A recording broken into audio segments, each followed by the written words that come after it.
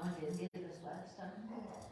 Oh, So many people said they've been watching all our live streams.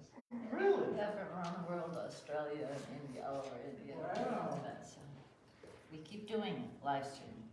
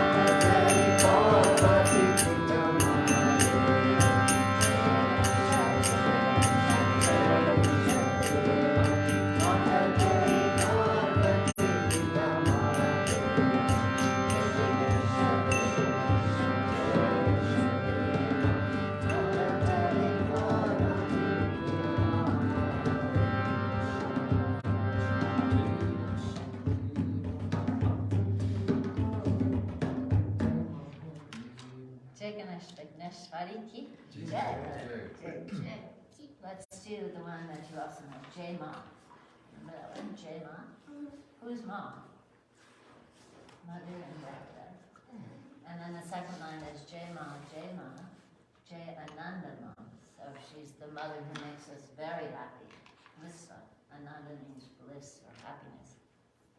So I think everybody knows these words.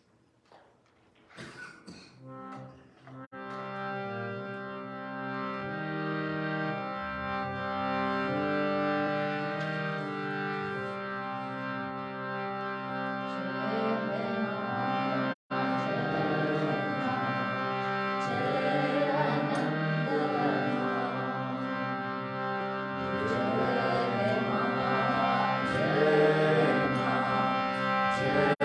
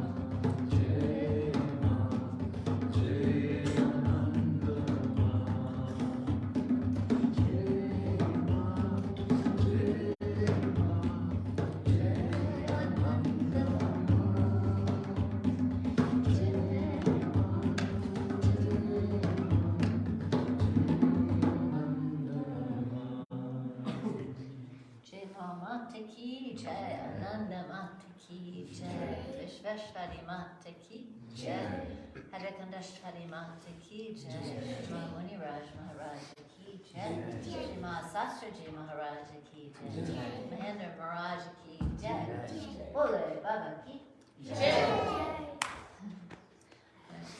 Shall we go up and have a story? Yes. Let's see how you do on this one. This is a story. Okay, we're going up and have a story.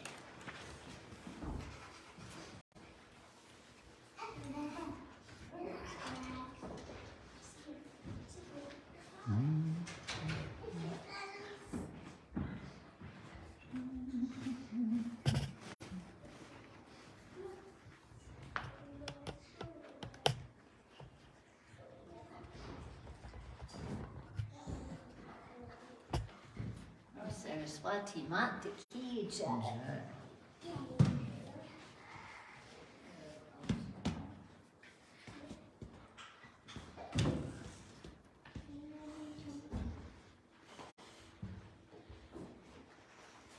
You have the book over there.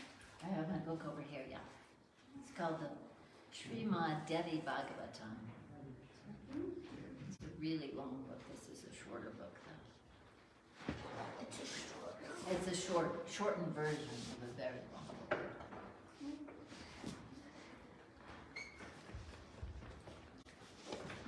Oh, thank you.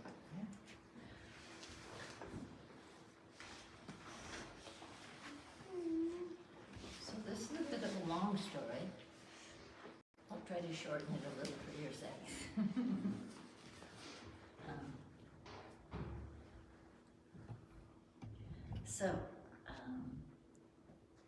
There was a king. His name was King Saryati, who was like a god upon the earth. He had 4,000 wives. 4,000. That alone is worth taking note of. That's a lot of wives. In the olden days, sometimes they had lots of different wives, but it doesn't happen so much now. But from them all, they only had one daughter. Only one daughter, and her name was Sukanya. The father and all his wives doted on that princess, and she was like a piece of the moon fallen into the world. Not far from Saryati's capital was a lake as delectable as Mansuraba. A ghat of steps led down to the beautiful water, on which swans swam, and there were lotuses all over, and peacocks lived there, and they fanned and made such beautiful sights. And from the branches above, quails lit up the air with snatches of song, so enthralling that all the jungle creatures paused to rapture in their songs. Now, in the heart of that forest was a secret grove, and it was a special place where people did meditation, tapasya. There was a Muni, his name was Chivama Maharishi. He lived there, but he was always in meditation. The Muni had taken a vow of Maun, which means silence. He never talked. And as he sat with his breath perfectly controlled, he neither ate nor drank anymore. So he didn't eat, he didn't drink, he didn't sleep, he didn't move, he just meditated. He meditated upon the ultimate truth, the Parabrahman. So immaculate was the Muni's meditation and tapasya that a great anthill grew up around him, and he sat unmoving within it. So a huge anthill grew up over him because he was just sitting there perfectly still. So dirt and anthill came over him, and he sat unmoving within it. A Malika creeper wound itself around the anthill, but still Bhrigu-san sat on, unmoving, lost within himself in his timeless meditation. One day, the king Saryata came to the lake with some of his wives, not all 4,000, and his daughter Sukanya, who came with her servants. The king and his women waded into the water to bathe, and Sukanya and her friends began to explore the woods, plucking malika flowers to make garlands for their hair. Sukanya's anklets chimed delicately in the spring air as she ran hither and thither, until suddenly she came to the anthill, under which Chavana sat absorbed, but she didn't know that. The princess went near and saw 2 holes in the anthill covered over with jasmine. They shone strangely, as if 2 fireflies were trapped inside. Intrigued, Sukanya picked up a sharp branch of thorns and was about to poke those holes when a voice spoke from there. I'm a Rishi and Dion. You have such big eyes. How is it you cannot see me? Go away, young woman. Leave me in peace. But all the playful princess saw was an anthill before her with 2 shining holes, and she poked them smartly with the thorn branch. Without knowing what she did, Sukanya put out the Muni's eyes, made him blind. He roared in agony. Can you imagine how much it would hurt to get your eyes poked with thorns? Ouch. He roared with agony. And Sukanya heard his roars, and she was scared and ran away. Then the strangest thing happened.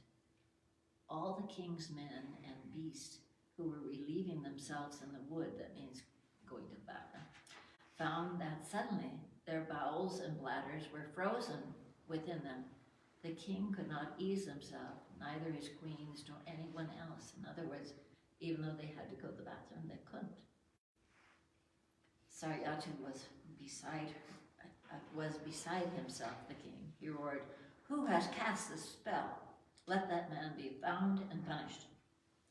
One of the trusted counselors said, "Sire, the Maharishi Chavana lives in meditation in these woods. I fear someone in our party has provoked his wrath, and that this is his curse."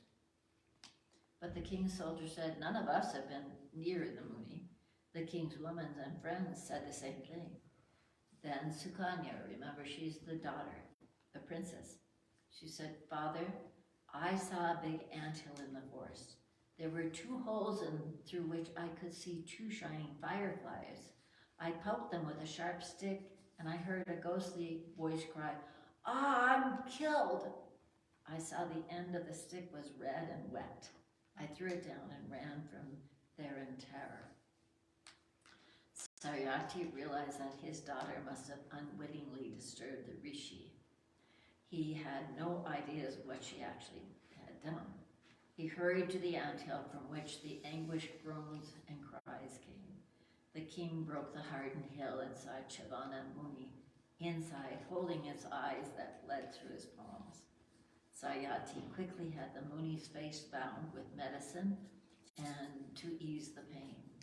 Then he stood before the Muni with folded hands and said, "Holy One, my daughter did not realize what she did. I beg you, Lord, forgive her.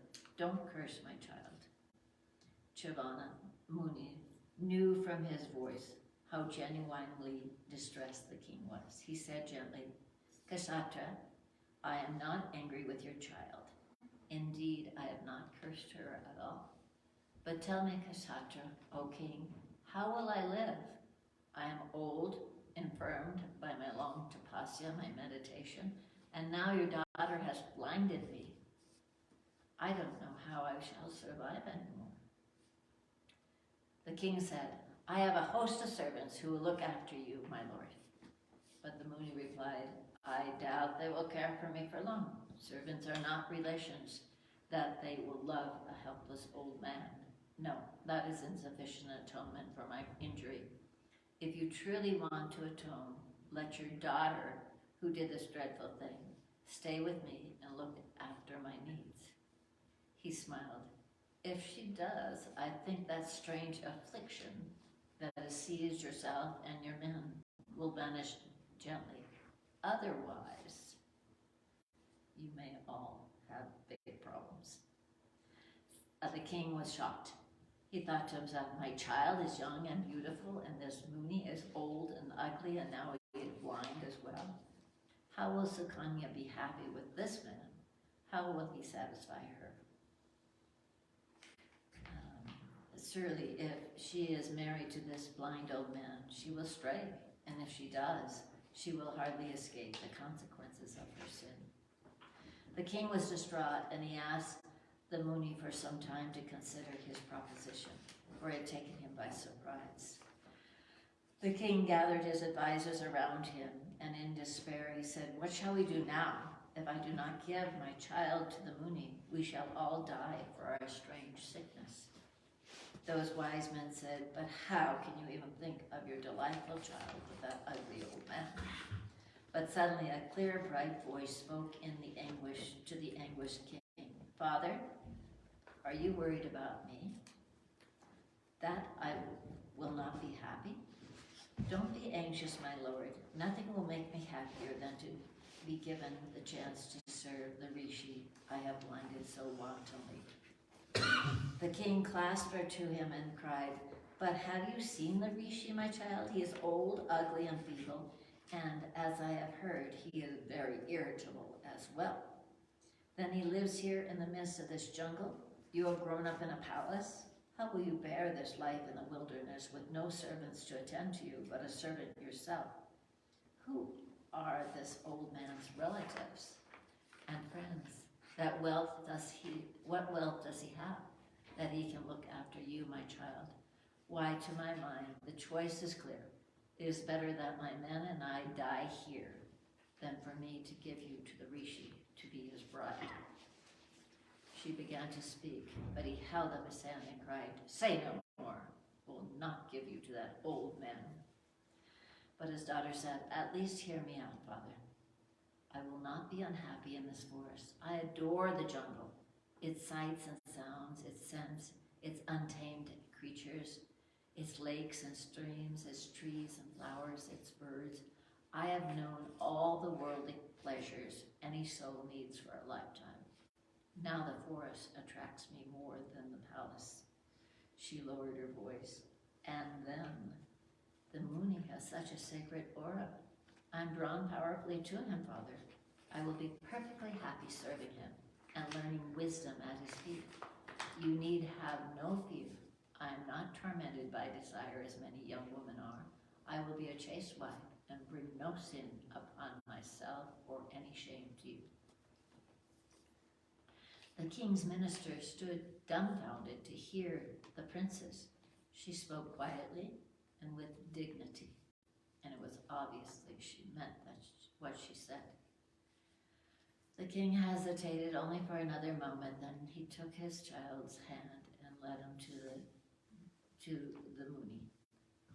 Bowing to the Muni, the king placed his daughter's lissome hand into the sage's gnarled one. He said, "Holy One, I give this child of mine to you for your service." The king's priests chanted the Vedic mantras and the marriage was sanctified. At once the strange constriction that gripped the bowels of the king's Saryate and his army all left them, and they evacuated in huge relief. His heavy heart, the king turned to go, but Sukanya called him back. She took off her golden ornaments, gave them to him, and said, "God has blessed me with skin smooth as honey. I have no need for these, nor for any costly silks I am wearing. I mean to wear tree bark and animal hide like the wives of all the Munis, and to serve my husband so devoutly that your name, Father, will be legend in the three worlds." Deeply moved, her father had some deer skin and tree bark fetched and gave them to her. But when he saw his child clad in those rough garments, tears sprang to his eyes. All his queens wept to see the princess transformed suddenly into a Muni's bride. The king could not bear it at all, and he turned back quickly to his city.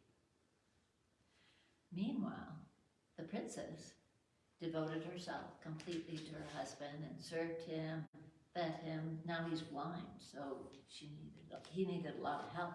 She had to lead him to the river for his bath and even feed him his food. So it was very much work, but she loved it. And she would sit and listen to his stories and teachings. She was just very, very happy. And of course, the Muni was very happy too. So one day she was out in the forest getting water for the Muni's bath, and guess who came? Surya Devis, the sun, has two sons. They're called the Ashram twins. They saw her in the forest, and Sukanya was returning to the ashram through the jungle with water that she had drawn. The brilliant Ashvins saw her and stood transfixed by her beauty. Their auras lit up. One of them said, "Lovely one, who are you? Whose daughter are you? Who is your father? Why you are as beautiful as Lakshmi herself?" The other twin was not far behind. In ecstasy said, "Ah, your feet are as fragile as lotus petals. How is it you go barefoot in this forest? You are certainly a princess. Where are your servants? Why are you carrying this water yourself?" His twin took up, "The deer and birds of this fauna are so fortunate that they can see you whenever they like. The earth here is more blessed than Devaloka that your feet walk upon us. Tell us if you were a princess or an apsara." That's sort of like a fairy. Shyly, the princess said to the two devas, "I am King Saryati's daughter and the wife of Maharishi Chivana, who has his ashram in this forest. Won't you come to my husband's ashram and bless it?" But the Ashram twins cried, "A jewel like you and the old man's wife, why, you are like a streak of lightning frozen in time. We have never seen anybody as beautiful as you, even in Devaloka. You should be adorned in silks and beautiful jewels, and here you have a blind husband and an old one. God hasn't been kind to you. Why, he hasn't been just. We say you should run away with us. This is not the age for a woman like you to be a servant. It's the time for you to have a beautiful husband." The princess trembled when she heard their flagrant advances, but she controlled herself and said levelly, "You are Surya Devis. You're the two sons, and they say that there is nothing you do not know in the three worlds. But then you should know that I'm a chaste woman. You are great Kishapa Muni's grandsons. How can you speak to me like that? I am a wife, a rishi's wife. Besides, you are asking me to come away with you for pleasure's sake, like some wanton woman? I beg you, Devas, leave me in peace and go away from here. Otherwise, I will curse you."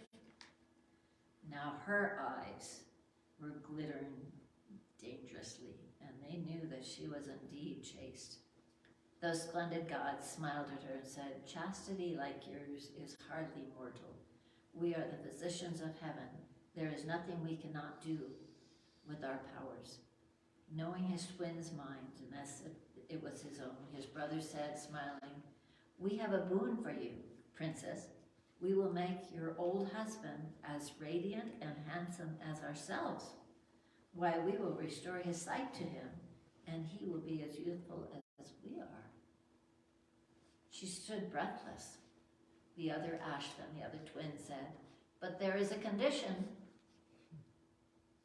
When we have transformed the old Muni, he will look exactly like us, so you won't be able to tell him and us apart. Then you must choose one of us, one of the three of us, for your husband." What do you think?